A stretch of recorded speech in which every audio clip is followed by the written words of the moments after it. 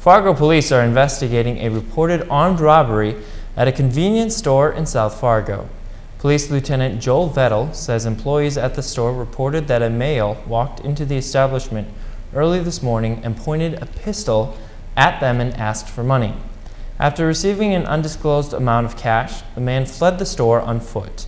Police are reviewing surveillance video and interviewing witnesses outside the store. No customers were inside at the time of the holdup.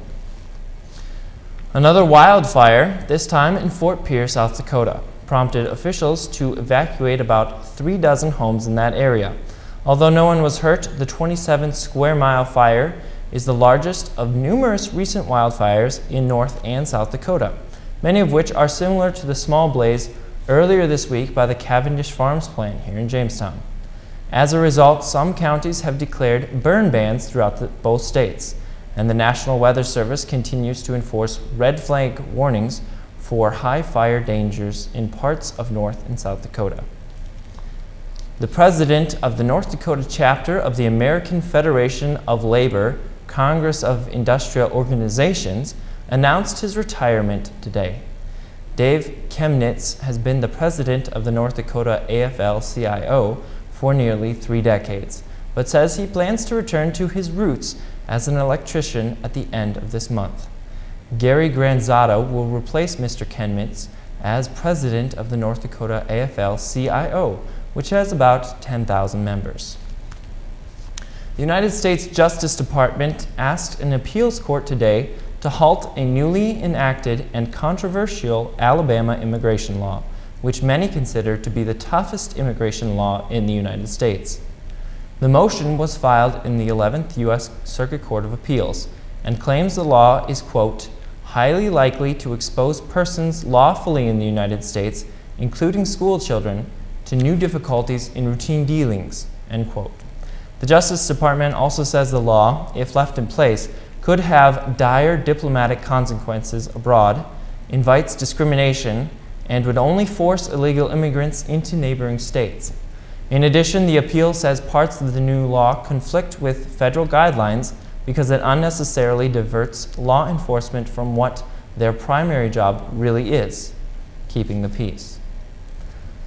The Labor Department says that American employers added over 100,000 jobs in September. This is an indication that the economy is at least not currently weakening.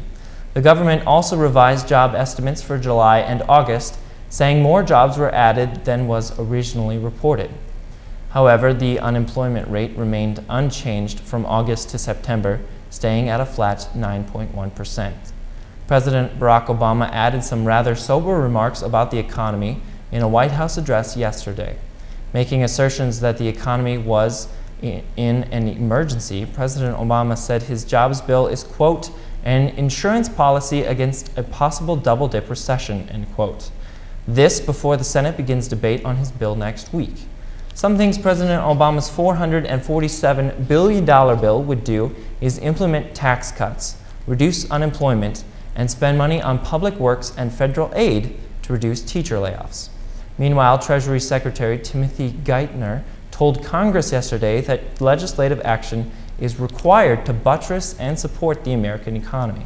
Mr. Geithner also urged passage of President Obama's jobs plan, citing deteriorating economic conditions in Europe and tax increases for families and businesses due to existing tax breaks expiring at the end of the year.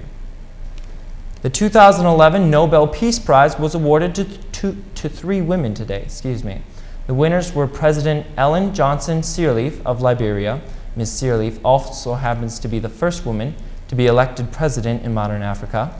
Lima Gabawi, who is a peace activist and compatriot of Ms. Sirleaf, and Tawaku Karman of Yemen, who is a pro-democracy campaigner.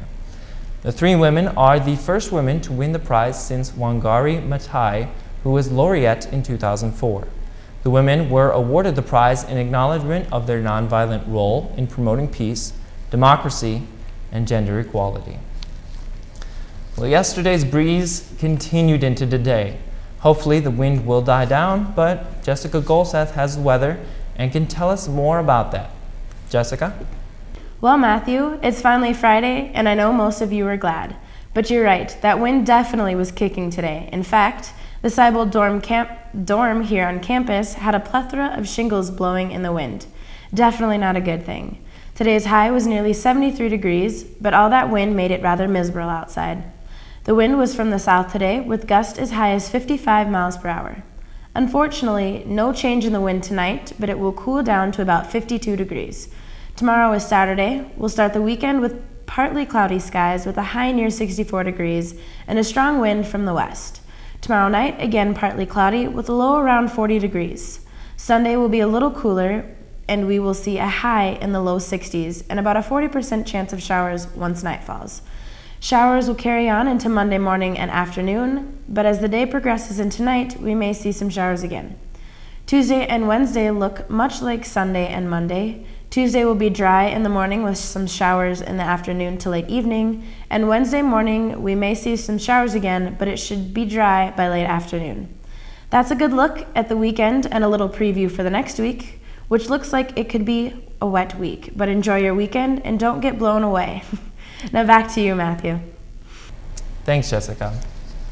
The Jimmy men's and women's cross-country teams traveled to Aberdeen, South Dakota today to compete in the Roy Granger Invitational. Women's soccer is on the road on Sunday. The women travel to Northland College. They'll be looking to bounce back after a tough loss in their last game against Rocky Mountain College. Volleyball traveled to Mayville, North Dakota today to compete in the Dakota Athletic Conference Round Robin. The Jimmies were looking to avenge a loss earlier this year as they took on the Vikings of Valley City State University. The round robin continues tomorrow as the Jimmies will be playing both Mayville State and Dickinson State Universities. Tomorrow's matches start at noon and 4 respectively. After a tough loss last week to Valley City State, the Jimmy football team will be on the road again, this time in La Crosse, Wisconsin. The Jimmies are looking to improve their 2-3 overall record in tomorrow's game against the University of Wisconsin-La Crosse. Kickoff tomorrow is at 1 p.m.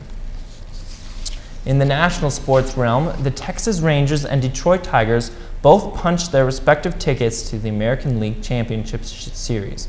The Rangers pulled out the win against the Tampa Bay Rays in a close game, 4-3, winning the series 3-1.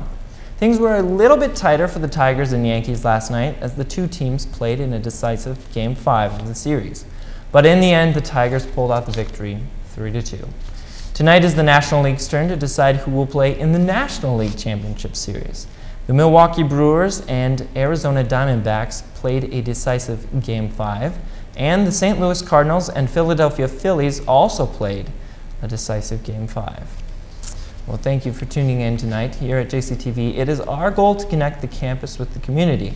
And for the latest connection, visit the Collegian online at jccollegian.com. I'm Matthew Nies in Jamestown.